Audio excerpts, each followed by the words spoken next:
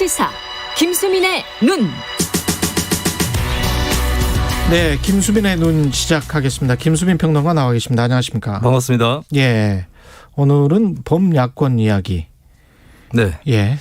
지난 일요일에 윤석열 전 총장하고 이준석 국민의힘 대표의 치맥 회동 이후에 이번 한 주는 야권의 질서 정돈에 굉장히 중요한 기점이 되었다라고 볼 수가 있겠는데요. 근데 아직도 윤 전 총장이 입당 여부를 확실하게 얘기하고 있지 않고 예. 지난 밤 사이에도 여러 혼선들이 있었습니다. 8월 2일에 입당한다 이런 보도가 나왔는데 아, 그랬었어요? 예, 근데 또 바로 그 네. 캠프 공보팀에서는 사실무근이다. 사실무근이다. 네, 근데 입당 자체는 또 임박한 것 같기도 하고 이런 상황입니다. 그리고 윤 전 총장 쪽에 김종인 전 위원장이 좀 영향력을 행사하고 있지 않느냐 예. 이런 얘기도 있었는데 막상 또 김 전 위원장은 국민의힘에 굳이 입당할 필요 없다. 또 이런 태도라서 그렇잖아요. 예, 그죠? 이런 것들이 어떻게 정리될지 좀 다뤄보겠습니다. 김종인 전 위원장이 윤 전 총장 입당에 부정적인 것 같은 뉘앙스가 많이 나오는데 네네. 왜 그런 겁니까? 그건? 그러니까 궁극적으로 갖고 있는 구상은 예. 양쪽이 일단은 분리돼서 각자 지지를 올린 다음에 통합해야 된다. 올린 다음에. 예, 그래야 파괴력이 있다고 생각하는 것 같은데 예. 저는 그렇게 생각할 만한 이유는 있다고 봅니다. 왜냐하면 지난번 4.7 재보궐선거. 4.7 재보궐선거 같은 경우는 오히려 김종인 전 위원장이 단일화 안 해도 이기는 거였다라고 얘기를 그랬었죠. 했거든요. 그랬었죠. 예, 이번에는 태도가 많이 바뀌었어요. 그때는 안철수 대표가 안 들어오는 거에 대해서도 역정을 했었는데 예. 이번에는 거꾸로 윤 전 총장은 안 들어가도 된다라고 얘기를 하고 있어요. 왜 그럴까요? 저는 그것이 대통령 선거의 특징이라고 봅니다. 역대 대선을 보면은 한 번 정권을 잡으면 두 번 연속으로 잡는다. 라고 하는 이 법칙이 있었거든요. 법칙이 뭐 우리나라가 정권 바뀐 지 얼마 안 돼가지고 아니 근데 그것이 20년 30년밖에 안 돼서. 네, 근데 예. 그게 이제 되풀이 예. 돼서 나타났고 이게 예. 뭐 대통령제 양당 체제의 특징이라고 볼 수 있는 게 미국도 8년 주기가 많이 있었거든요. 그렇죠. 그거는 맞습니다. 요번에 오랜만에 바이든 대통령 되면서 깨지긴 했는데. 예, 그냥 어지간하면은 재임을 시켜줬어요. 네. 그래서 예. 이번 대선을 역대 대선의 어떤 주기라든지 법칙에 미뤄서 계산을 해보면 결국에는 50대 50의 팽팽한 승부로 가다가 예. 여권이 이길 가능성이 제법 있다라고 판단할 수 있는 거거든요. 예. 그렇다면 특단의 대책이 필요하다 이런 생각을 할 수 있는 거고 그런 차원에서의 선 경선 후 후보 단일화 이것을 김종인 전 위원장이 감안을 했을 것 같습니다. 공학적으로는 영리한 계산인 거는 같아요. 네. 근데 유권자들 입장에서는 이렇게 되면 토론이나 이런 걸 전혀 볼 수가 없기 때문에 토론은 나중에 이제 본선 가야 네.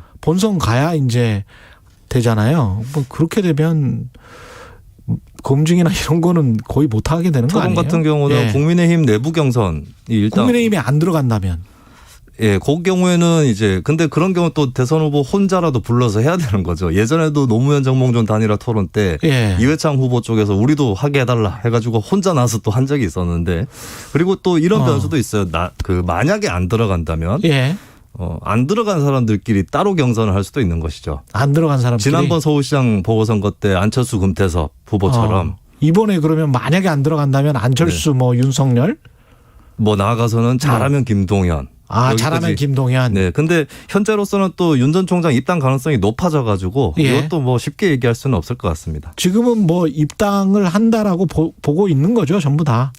그렇죠. 근데 이제 예. 뭐 혹시나 해서 나오는 얘기는 예. 경선을 치르고 난 다음에 단일화하면서 입당하는 게 아니냐.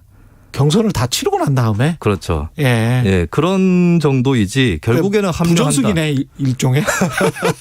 부전승인데 예. 지지율이 11명이 다 깡패죠. 한 다음에. 예. 지지율이 깡패라는 것이죠. 지지율이 깡패. 아까도 그 이야기 언박싱에서 저도 했는데. 들었습니다. 예. 지지율이 깡패긴 해요. 네. 예. 김종인 전 위원장이 어떤 식으로 영향을 일종의 이제 책사잖아요. 어떻게 보면. 네. 김종인 전 위원장은. 끼치게 될까요? 김 전 위원장이 처음부터 누군가를 찍어서 야권 후보로 밀고 이런 거는 하지 않을 거라고 보여져요. 다 예. 정해지면 내가 나서서 돕겠다. 예. 이런 태도인 것이고 윤 전 총장 입장에서도 내가 알아서 할 건 알아서 하겠다 이런 태도인 것 같거든요.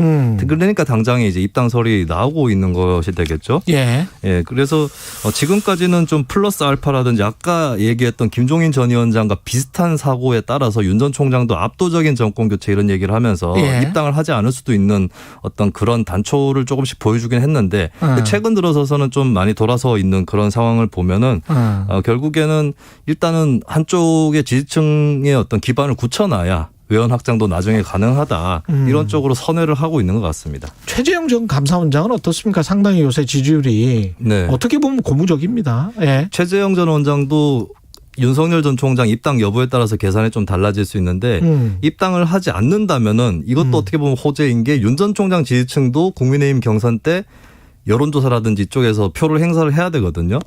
근데 윤 전 총장 지지층 입장에서 최재형 전 원장 코드가 비슷하니까 더 가깝게 여겨질 수 있고. 그래도 정치 신인이고 이쪽은. 그렇죠. 예. 그리고 후보 단일화도 더 용이할 수 있다. 이렇게 판단하면 윤석열 표를 꿔가지고 최재형이 국민의힘 후보가 되는 이런 시나리오도 있었던 것이죠. 있구나. 그래서 최재형 원장은 국민의힘 입당도 했기 때문에 예. 중도 확장 이런 여지도 더 컸는데 예. 근데 윤 전 총장이 국민의힘에 들어가게 되면은 다시 최재형 전 원장도 그 틈바구니 안에서 경쟁을 해야 되는 거거든요. 예. 그러면 최 원장도 어떻게 보면 지지층 위주의 행보로 또 선회할 수 있다라고 하는 그런 가능성이 커집니다. 국민의힘 후보들 내부에서도 이제 정책이나 비전의 차별성 이런 거는 좀 나오기는 나와야 될 것 같아요. 네, 그렇죠? 그렇게 되려면은 예. 이제 경선이 일단 시작이 되는 그런 예. 흐름으로 가야 되겠죠. 여기에서 이제 이준석 당대표의 역할도 굉장히 클 것 같은데 어떻습니까? 일단 8월 버스 정시 출발로는 합리적인 방안이라고 봅니다. 왜냐하면 윤 전 총장을 빨리 태우게 하면은 그건 그거대로 성과라고 볼 수 있고. 그럼요. 그리고 안 태운다 할지라도 그게 실패라고 볼 수는 없습니다. 네. 왜냐하면 결과적으로 아까 김종인 전 위원장의 구상이라든지 그런 것들이 각자 일단 투트랙으로 시작한 다음에 합치는 그래서 시너지를 강화하는 그런 거를 이뤄낼 수 있다면 예. 그렇게 친다면 오히려 그러니까 후보 단일화를 염두한다면 경선을 더 빨리 해야 되는 이유도 같이 있는 거거든요. 예. 그러니까 이렇든 저렇든 윤 전 총장이 입당을 하지 않든 하든 간에 이준석 대표의 8월 정시 출발은 합리적인 전략이다라고 볼 수 있겠고 예. 그리고 김종인 전 위원장이 의미심장한 발언을 했습니다. 이준석 대표가 본질적인 전략이 있어야 한다. 본질적인 전략이 있어야 된다? 그러니까 꼭 뭐 경선에 윤 전 총장을 합류시키고 말고 이걸 떠나서 국민의힘을 넘어선 야권 전체를 포괄하는 전략을 국민의힘 대표로서 또 세워야 된다. 뭐 이런 취지가 그렇겠죠. 되겠죠. 그래야 지지율도 높아질 테고. 그렇습니다. 여기서 예. 배울 수 있는 게 이준석 대표하고 과거에 바른미래당 때 반목했었던 손학규 대표의 사례인데 손학규 대표가 2011년 민주당 대표를 할 때에 박원순 당시 무소속 후보를 굳이 민주당에 태워가지고 선거를 치르진 않았습니다. 여유를 갖고 계속 같은 편인 것처럼 대해줘가지고 예. 서울시장 당선시키고 난 다음에는 민주당에 합류를 시켰거든요. 아, 그랬네요. 네, 이런 사례를 이준석 대표도 참고를 해볼 법 하겠습니다. 예, 김수민의 눈 김수민 평론가였습니다. 고맙습니다. 감사합니다. KBS 1라디오 최경영의 최강 시사 2부는 여기까지입니다.